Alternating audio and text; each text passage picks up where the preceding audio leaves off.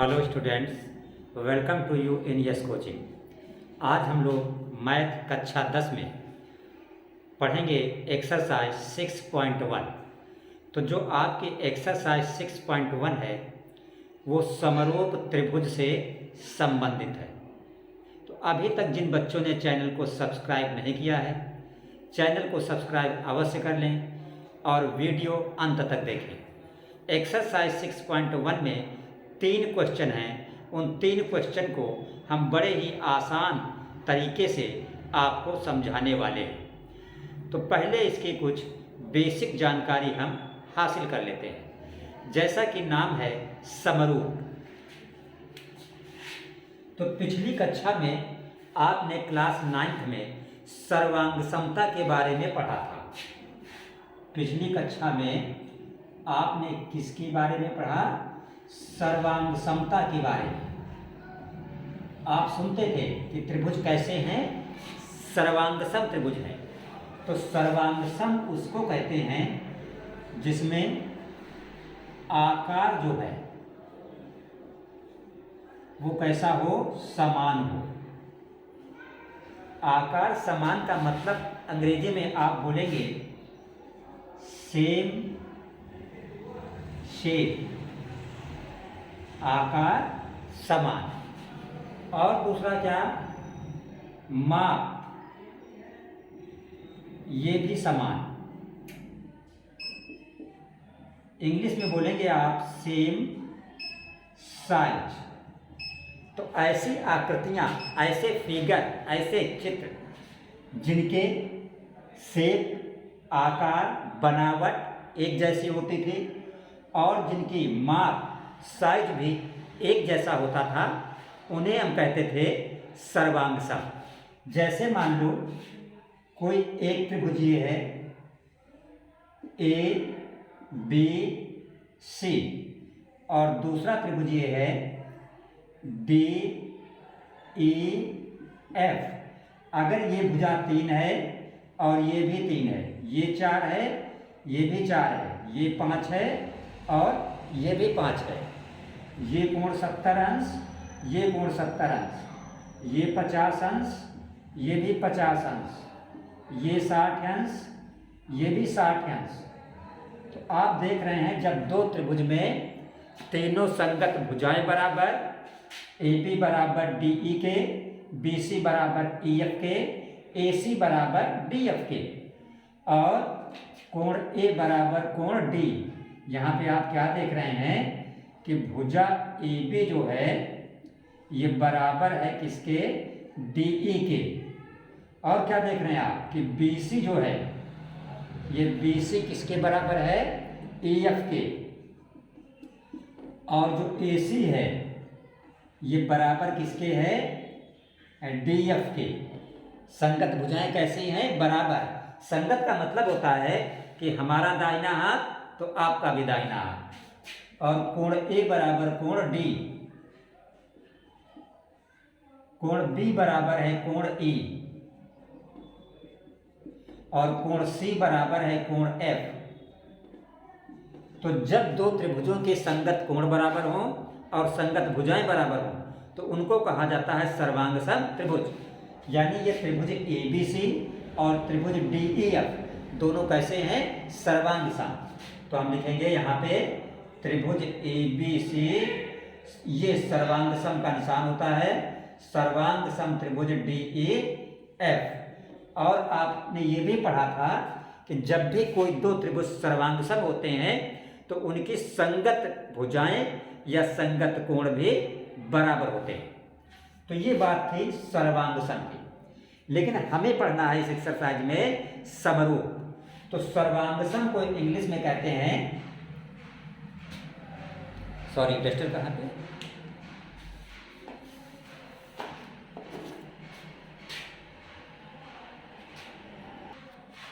सर्वांग सम को इंग्लिश में कहते हैं कॉन्ग्रुएंस, राइट। लेकिन हमें इस एक्सरसाइज में पढ़ना है समरूप। तो समरूप को इंग्लिश में कहते हैं सिमिलर। ऐसी आकृतियां, ऐसे फिगर जिनके आकार तो समान हो, मीन्स एक जैसे हो, बनावट एक जैसी हो, लेकिन माप का समान होना जरूरी नहीं कि माप जो है वो समान हो। तो इसकी पहचान क्या है समरूप की? कि पहला सेम पॉइंट, आकार जो है वो कैसा होना चाहिए? समान, मीन्स शेप जो है वो सेम हो, एक जैसा हो, लेकिन माप जो है ये समान नहीं, समान ना हो। कोई जरूरी नहीं कि माप समान हो। जैसे मान लो एक बाप और एक बेटा, तो आपने देखा होगा कुछ बच्चे सेम टू सेम बाप की फोटो कॉपी होते हैं। ये अलग बात है कि बाप की लंबाई ज़्यादा या कम हो सकती है और बच्चे की उसकी तुलना में भी कम हो सकती है। तो लंबाई यानी माप अलग अलग है, बट दोनों की फेस कटिंग, चेहरा एक जैसा है, तो क्या कहते हैं? समरूप है। ठीक है, तो यहाँ पे समरूप का मतलब ये हुआ आकार समान लेकिन माप समान ना हो। जैसे मान लो एक वृत्त ये है और एक वृत्त ये है, अब दोनों ये गोल हैं, बनावट दोनों की एक जैसी है, तो ये दोनों क्या हैं? समरूप हैं।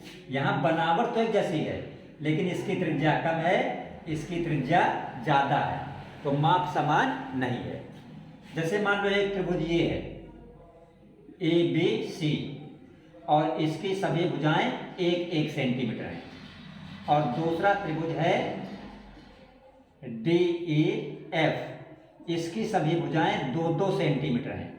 तो बनावट एक जैसी है, मीन्स आकार समान है, शेप एक जैसा है, लेकिन माप समान नहीं है। तो ये दोनों त्रिभुज कैसे हैं? समरूप हैं। ये समरूप का निशान होता है, ये समरूप का निशान है। यहाँ हमने मान लिया ये त्रिज्या 1 सेंटीमीटर और इसकी त्रिज्या हमने मान लिया 2 सेंटीमीटर। इसी तरह मान लो ये एक वर्ग हो और इस वर्ग की सभी भुजा कितनी हो? 1-1 सेंटीमीटर, और एक वर्ग ये हो, इस वर्ग की सभी भुजा कितनी हो? 2-2 सेंटीमीटर। तो ये दोनों वर्ग भी आपस में कैसे हैं? समरूप। तो आई होप आप समझ गए होंगे कि सर्वांग सम क्या होता है, समरूप क्या होता है। समरूप का मतलब कि बनावट एक जैसी हो, जरूरी नहीं कि उनकी नाप बराबर हो, उन्हें कहा जाता है समरूप। तो सर्वांगसम जो है, जितनी सर्वांगसम चीजें हैं वो तो समरूप होती हैं, लेकिन सभी समरूप जो हैं वो सर्वांगसम नहीं होती हैं। ये यहाँ से एक पॉइंट मिला जिसको आप नोट कर लेंगे और याद कर लेंगे, क्या? कि सभी सर्वांगसम, सभी सर्वांगसम समरूप होते हैं, परंतु सभी समरूप सर्वांगसम नहीं होते। ठीक, काफी इंपॉर्टेंट पॉइंट, नोट कर लेना, याद कर लेना कि सर्वांगसम जो होता है उसको तो आप समरूप बोल सकते हैं, लेकिन समरूप को आप सर्वांगसम नहीं बोल सकते हैं। तो now let us start we see exercise 6.1 का क्वेश्चन नंबर 1। देखिए क्वेश्चन नंबर 1 जो है, करने से पहले इस एक्सरसाइज के लिए आप एक इम्पॉर्टेंट नोट पहले नोट कर लें। तो वो नोट्स क्या है कि दो त्रिभुज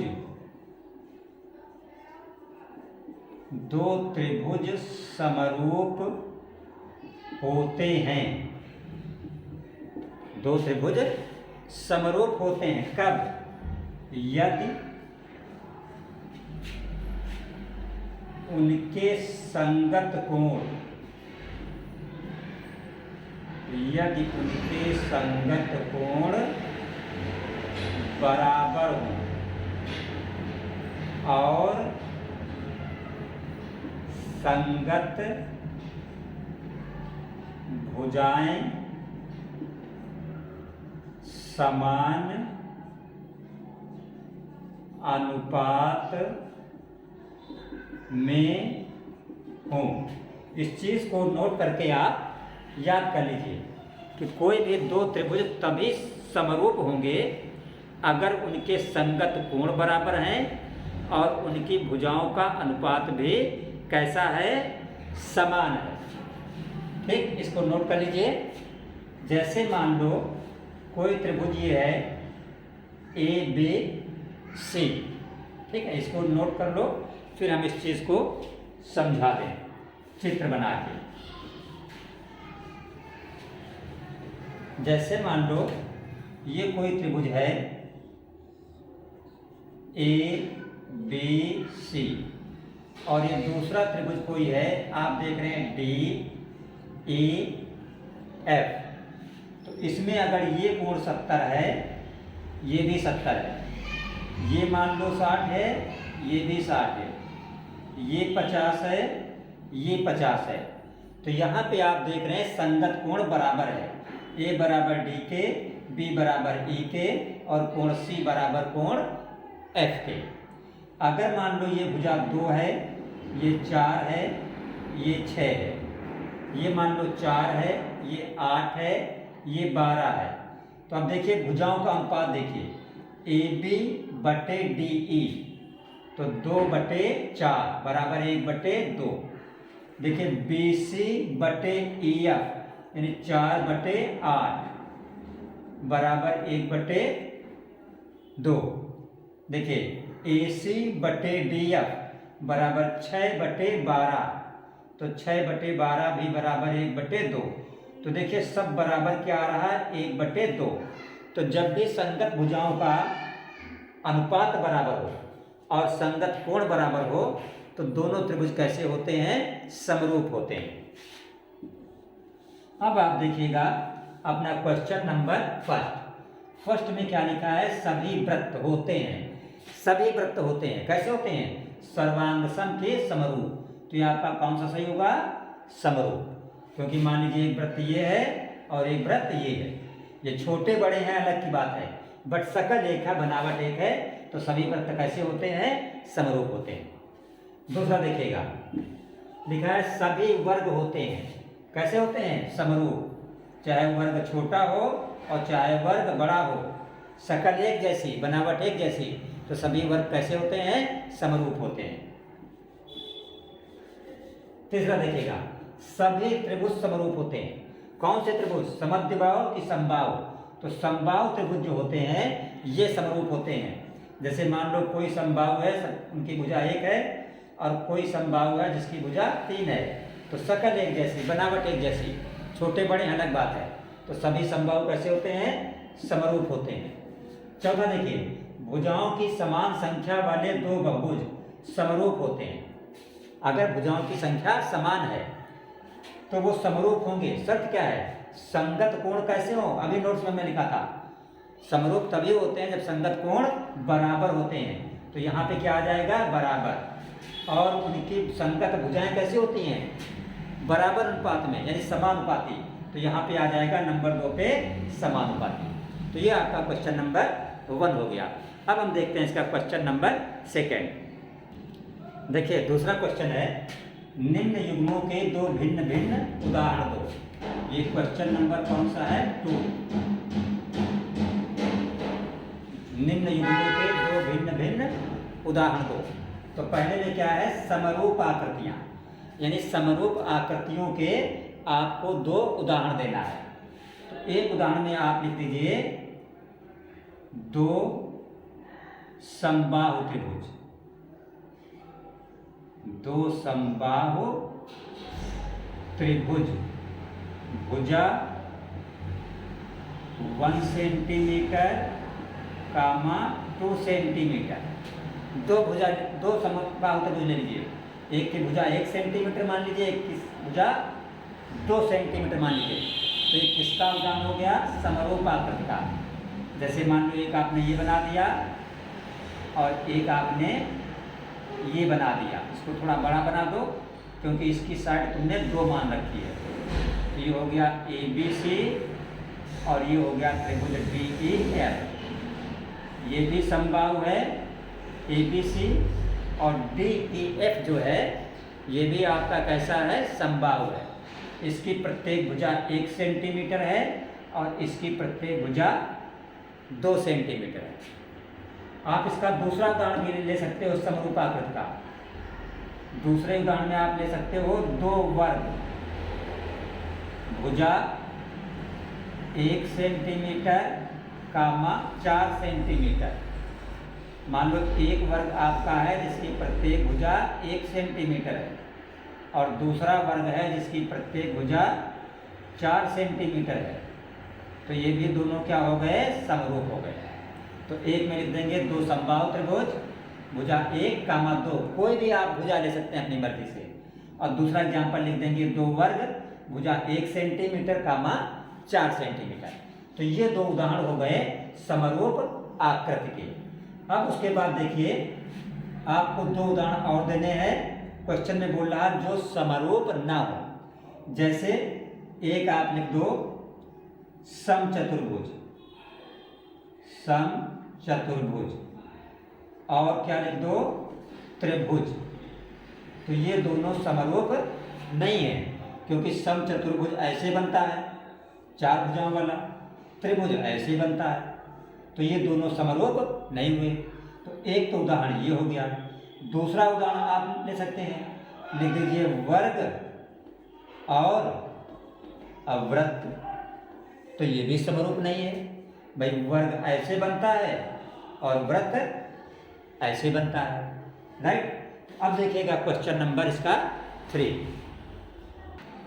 देखिए क्वेश्चन नंबर 3 में पूछ रहा है एक चतुर्भुज ये है PQRS और एक है ABCD।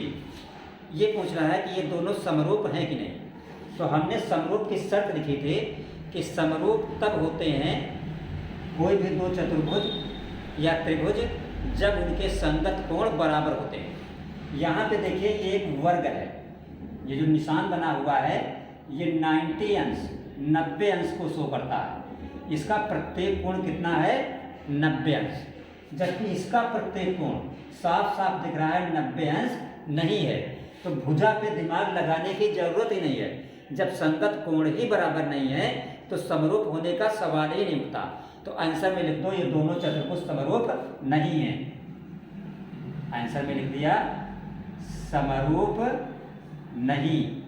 क्यों, रीजन लिख दीजिए, क्योंकि संगत कोण बराबर नहीं।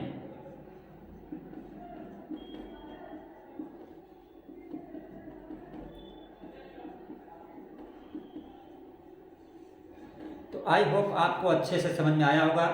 फिर भी अगर कोई क्वेश्चन समझ में ना आए तो आप कमेंट करके पूछ सकते हैं।